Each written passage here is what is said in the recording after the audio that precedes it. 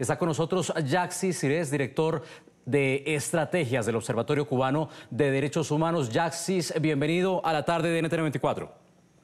Muchas gracias, Nicolás, y es un gusto estar con ustedes. Yaxis, decía José Daniel Ferrer en esta entrevista exclusiva con el programa La Noche que él prefería seguir encarcelado con tal de no ceder a ningún beneficio al régimen castrista. ¿Qué opinas de esto?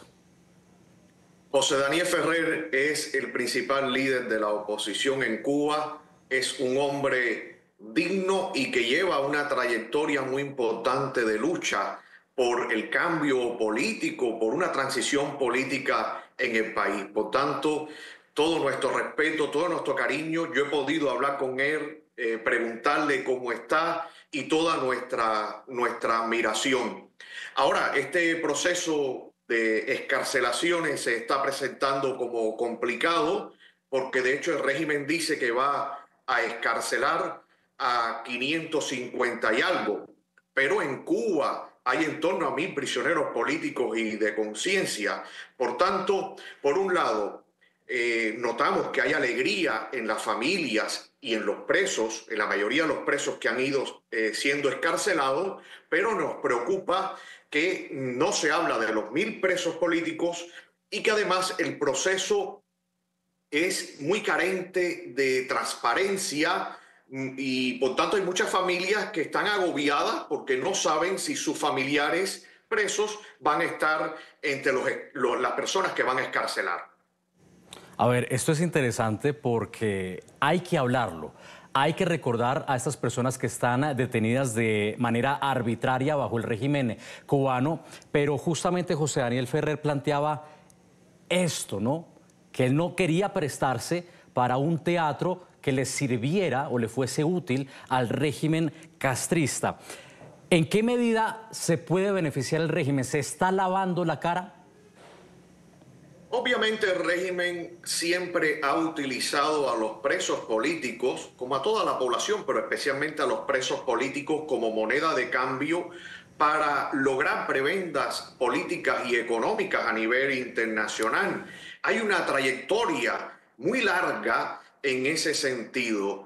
Y nosotros conocemos bien la naturaleza del régimen. De hecho, por ejemplo, a las personas que está excarcelando los hace bajo una amenaza porque la figura legal que está aplicando es la licencia extrapenal y la libertad condicional. Eso quiere decir que en cualquier momento los puede regresar a la cárcel.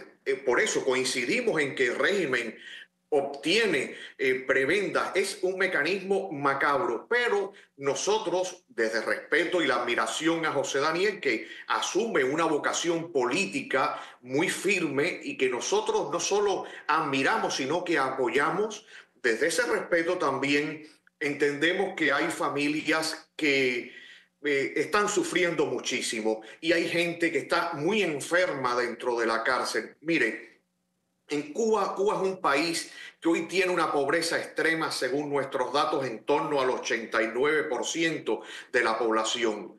Pensemos en cómo están los presos políticos y entre ellos hay personas con una trayectoria política como José Daniel, como Félix Navarro, o de activismo como Luis Manuel Otero Alcántara, como Michael Osobo, que estamos exigiendo su libertad, pero también hay mucha gente que está presa por ejercer un derecho a la libertad de manifestación y expresión cuando las manifestaciones del 11J y posteriormente.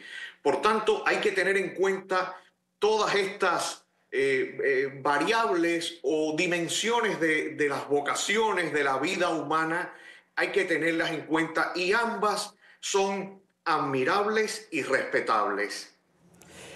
Yaxis, seguimos reaccionando, por supuesto, a esta entrevista exclusiva que ha ofrecido José Daniel Ferrer al programa La Noche de NTN 24. Fíjate que en esta entrevista él narra, y lo veremos esta noche, el momento en el que se entera que será excarcelado. Narra, por supuesto, también sus condiciones en prisión. Y a propósito de esto, en NTN 24 también hablamos con Luis Enrique Ferrer, quien también fue prisionero político y es además hermano del opositor cubano José Daniel Ferrer. Él habló aquí mismo en la señal de NTN 24 en el informativo. Él denunció que durante el tiempo de prisión de su hermano José Daniel Ferrer fue sometido a torturas. Escuchamos lo que decía. Porque le dieron hasta patada con botas militares en la cabeza contra el piso. Es decir, José Daniel ha sido un hombre, junto a otros tantos presos políticos que hay en Cuba, como es el caso de Félix Navarro Rodríguez y su hija, que lo han llevado contra la pared, le han dado un trato brutal, inhumano, tratando de doblegarlo, de matarle el alma o de obligarlo a salir al destierro.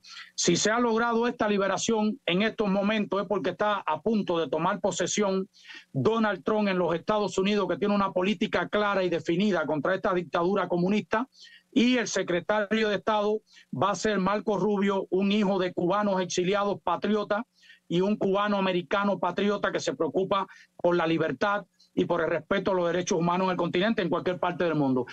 Sin duda, Marco Rubio, hijo de migrantes cubanos, será una voz firme contra la dictadura cubana. Yaxi, retomo lo que decía el hermano de José Daniel Ferrer. Hablaba que era pateado, que era sometido a golpizas, a torturas. ¿Cómo trata el régimen de La Habana a los presos políticos? Mira, Nicolai y los queridos televidentes, la situación a veces es difícil de describirla. Hay jóvenes, presos jovencitos, que incluso estaban con problemas psiquiátricos diagnosticados y los tienen presos, condenados algunos hasta más de 10 años de prisión por publicar algo en Facebook, por participar en una manifestación, y no les dan los medicamentos o el tratamiento adecuado. Algunos han intentado hasta suicidarse. Hay mujeres, y lo digo lo de las mujeres porque creo que hay una deuda del movimiento feminista en la región que no levanta la voz por estas mujeres. Hay mujeres con problemas ginecológicos, hay más de 100 mujeres presas por motivos políticos en Cuba. Hay adultos mayores enfermos y algunos han soportado torturas físicas, golpes como el propio José Daniel Ferrer. Es una situación dura, denigrante. Por eso casi toda la semana estamos denunciando que ya esto es un tema humanitario. La situación es grave. Cada minuto que pasan estas personas en las cárceles cubanas, además de ser injusto porque no cometieron delitos, sino que ejercieron sus derechos, también es algo que les va robando la vida. Y se ha demostrado con presos del presidio histórico cubano o de la Primavera Negra de 2003, que algunos, al poco tiempo de salir excarcelados o en libertad, han fallecido o se le han diagnosticado enfermedades muy graves, producto precisamente de esas torturas, de esos malos tratos, de esos vejámenes que han sufrido en la cárcel. Esto es, en toda regla, un crimen de lesa humanidad. Lo escuchaban ustedes, Yaxi Cires, director de estrategias del Observatorio Cubano de Derechos Humanos. Gracias por haber estado con nosotros, poniéndonos en contexto la realidad que viven muchos hoy por hoy todavía bajo el régimen de La Habana. Muchas gracias a ustedes. Feliz tarde.